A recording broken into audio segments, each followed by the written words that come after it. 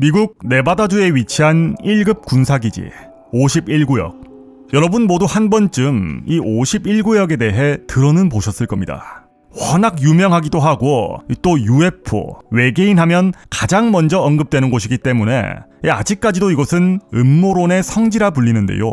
하지만 최근 들어서는 이 몇몇 음모론자들이 제작한 조작 영상 때문에 예전 그 51구역의 위상이 많이 실추된 것도 사실입니다.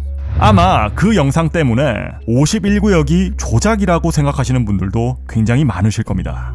그렇다면 정말 이 51구역은 단순한 군사기지일 뿐인데 음모론자들에 의해 의도적으로 과장된 것일 뿐이었을까요?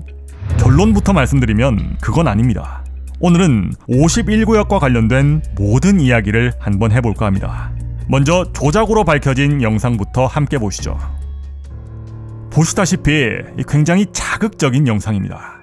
이는 1946년 미국 방송국 PD 레이 산틸리가 공개한 영상인데요. 그는 이것이 51구역 로즈웰 사건 때 추락한 이 외계인의 해부 영상이라 소개했습니다. 심지어 미국, 영국을 포함한 여러 국가에서는 해당 영상을 뉴스에 생중계하기도 했는데요. 그런데 이 영상, 앞서 말씀드렸다시피 조작된 영상이었습니다. 영상 속 외계인은 특수효과 조각가인 제임스 카터가 제작한 조형물이었는데요. 산틸리의 행동을 보다 못한 조각가가 이 양심의 가책을 느껴 솔직하게 폭로를 한 겁니다. 이거 사실 가짜입니다.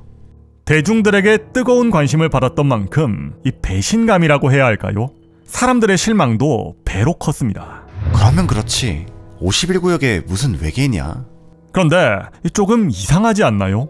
굳이 방송국은 왜 이런 걸 방영했고 또 조각가는 왜 갑자기 폭로를 한 걸까요? 상식적으로 조작을 할 거면 먼저 조각가랑 합의부터 하는 게 당연한 거 아닌가요?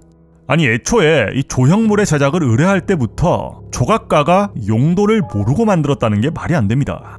이에 일각에서는 이 방송국이 51구역의 논란을 잠재우기 위해 역으로 조작을 한 것이 아니냐는 의문까지 제기되기도 했습니다.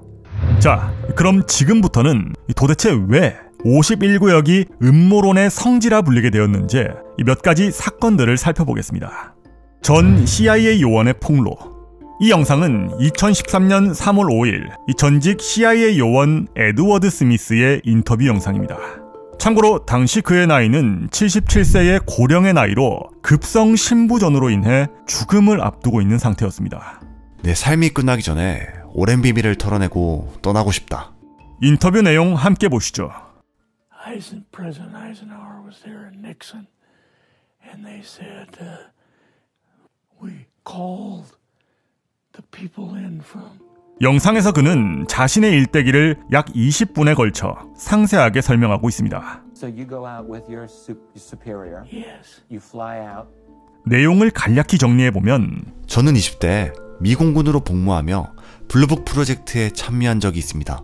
프로젝트 블루북은 당시 1952년부터 69년까지 미 공군이 공식적으로 진행한 최초의 UFO 연구 프로젝트였어요.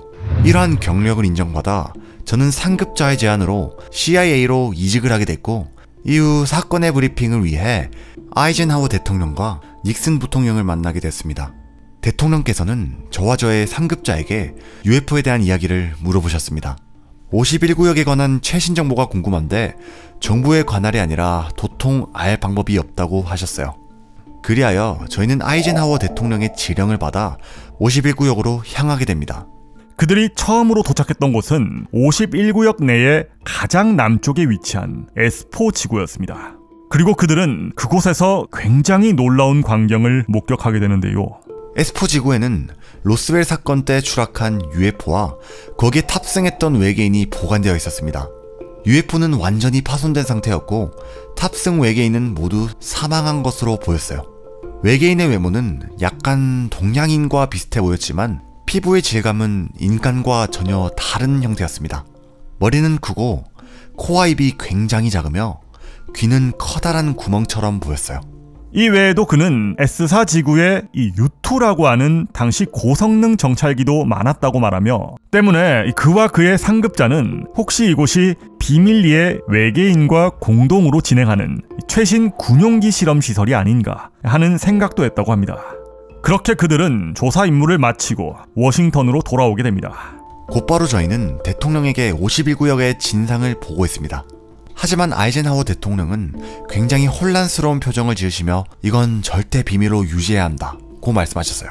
끝으로 그는 해당 인터뷰에서 거짓말을 한 것은 단 하나도 없다고 맹세하며 오랜 비밀에서 해방되어 너무 후련하고 또 고맙다고 전했습니다. 죽음을 앞둔 전직 CIA 요원이 폭로한 충격적인 이야기. 과연 사실일까요? 그런데 51구역을 폭로한 내부 고발자는 에드워드뿐만이 아니었습니다. 항공우주과학자 보이드 부시먼의 폭로.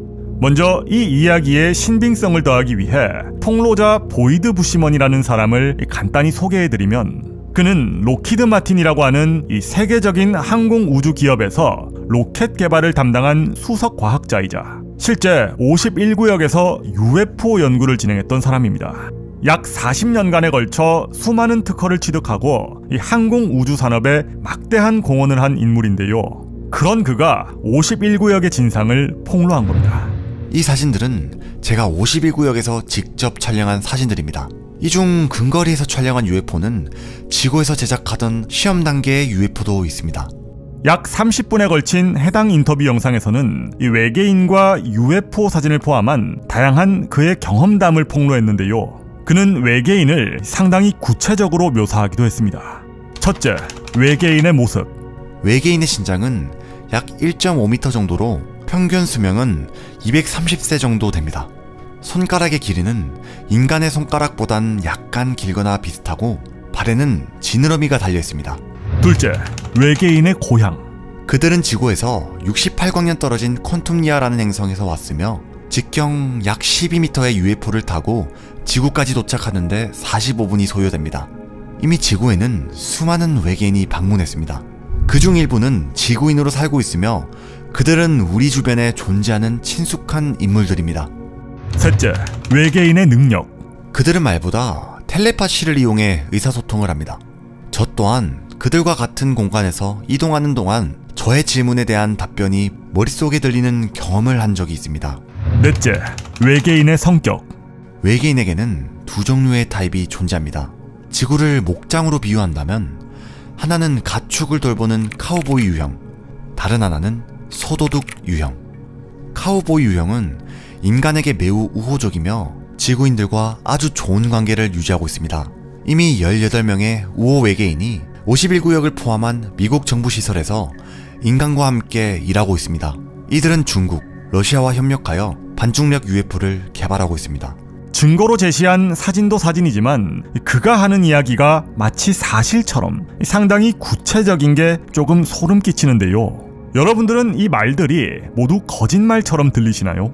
보이드 부시먼 역시 이 앞서 소개해드린 CIA 요원과 마찬가지로 생이 얼마 남지 않은 상태였습니다. 빛나는 경력을 가지고 세계적으로 유명세를 떨쳤던 과학자가 굳이 죽음 직전에 이런 수많은 사진들을 날조해서 자신의 경력에 먹칠할 사람이 있을까요? 여러분들은 어떻게 생각하시나요? 미국 네바다주에 위치한 1급 군사기지 51구역. 이것은 정말 과거 외계인과 공동으로 진행된 비밀 실험기지였던 걸까요? 지금까지 바놀이었습니다.